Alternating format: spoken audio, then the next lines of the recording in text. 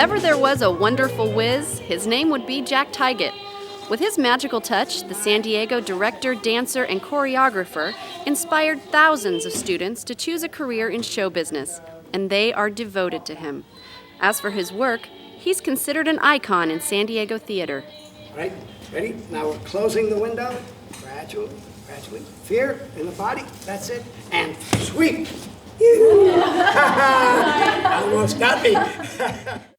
Jack Tygett is the co-founder of the School for the Creative and Performing Arts at the Sweetwater Union High School District in Chula Vista.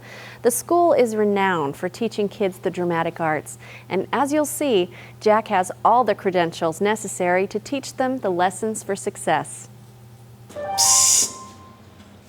No, I know scarecrows can't talk. Hey, honey, you got any spare change? What? I said you got any spare change. Jack never thought he'd wind up in San Diego. As a young man in Voliere, Illinois, he wanted to play football for the University of Illinois. To keep in shape until he was eligible, he took advantage of a gift from his brother, a month's worth of ballet lessons. That was in 1946, and he's been dancing ever since. I found out that bouncing around with the girls is a lot more fun than bashing around with the boys. Jack discovered a passion for dancing that made him forget all about football. He landed roles in shows with the likes of Gracie Allen, George Burns, Carmen Miranda, and Mickey Rooney. He danced for the Chicago Opera Ballet. He traveled and played in various dinner clubs. It wasn't long before Jack found himself in Hollywood. I was never discovered. I just kind of went the way the winds blew. Jack proved to be talented and popular. He soon collected an impressive resume of hit movies, from Mary Poppins to Oklahoma. One of the stars he met along the way, Marilyn Monroe. That was on the film set of No Business Like Show Business. The blonde bombshell was climbing the ladder of success, and Jack says she was as natural and sweet as she could be. One time she says, oh, Joe wants me to go down to the ballpark again today. She says, I don't even know what they're doing out there. Jack worked with Marilyn 2 more times, including the movie Let's Make Love.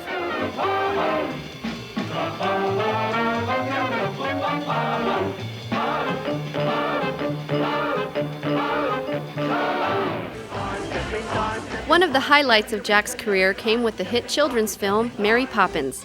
He played a chimney sweep.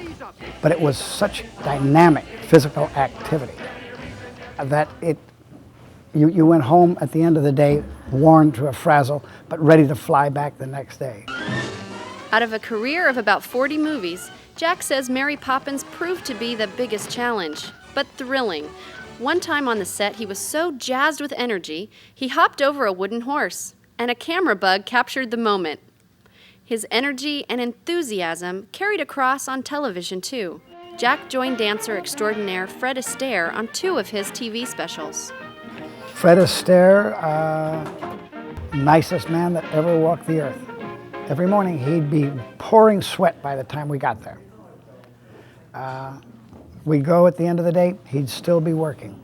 The most important lesson Jack learned from Fred Astaire? Focus. He's one of the few choreographer dancers who did a full dance without cutting the camera and with full body all the time. It's really almost never done today. Jack worked with many of the great dancers and choreographers of the time. For example, Hermes Pan and Agnes DeMille. Agnes taught him a whole new way to create dance steps during the movie Oklahoma.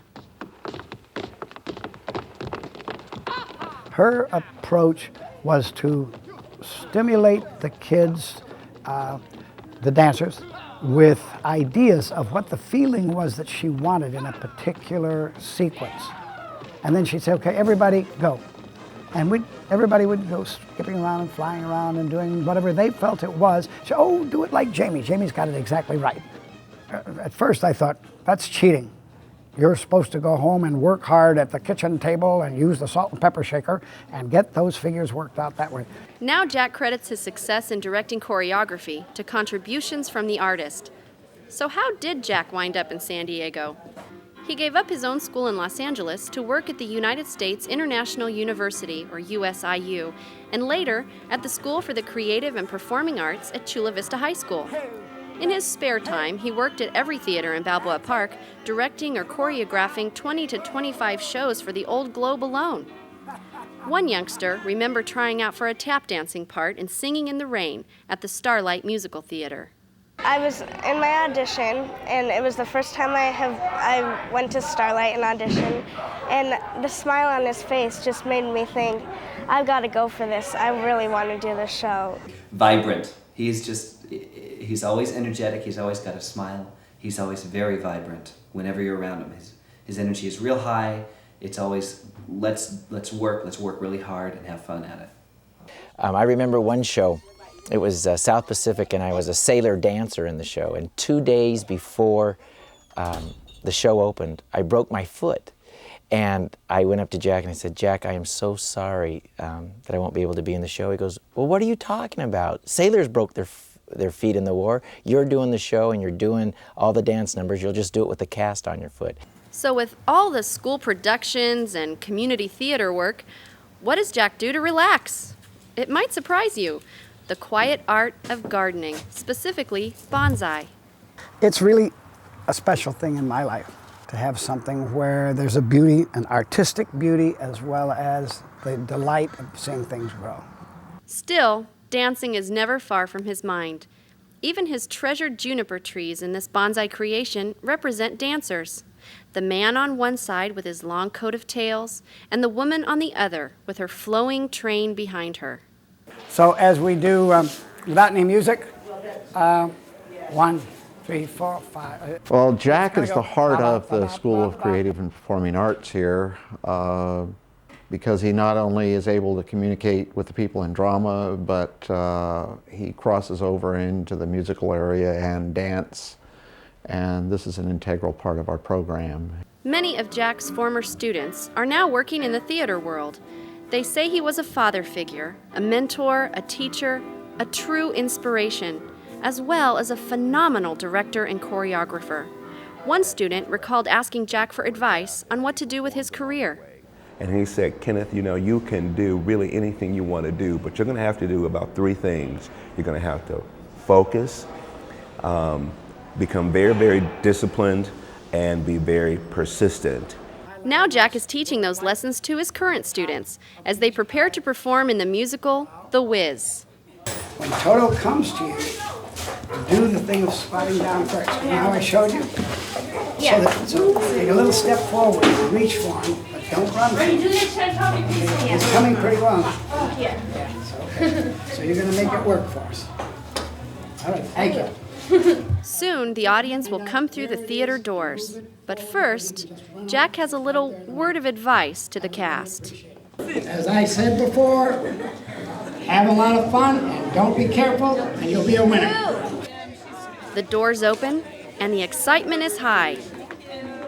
I just remembered everything that he said, and he gave me the confidence that I needed to do some of those shows too. So I am just so excited and so wonderful to be here tonight where he's directing my daughter in The Wiz. Shortly after, the show begins for a performance that took Jack and more than 100 students weeks to produce.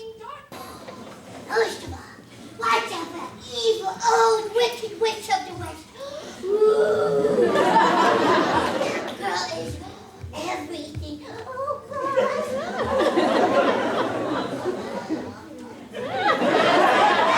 Have a nice trip. And that Jack Tygett magic takes hold of the audience as Dorothy discovers the wonderful land of Oz. No, I know scarecrows can't talk. Hey, honey. Got any spare change? But Dorothy's adventures are nothing compared to the love, enthusiasm, and sheer talent of the performer's mentor and father figure, Jack Tygett. His lessons will carry them through the rest of their lives, on stage or off.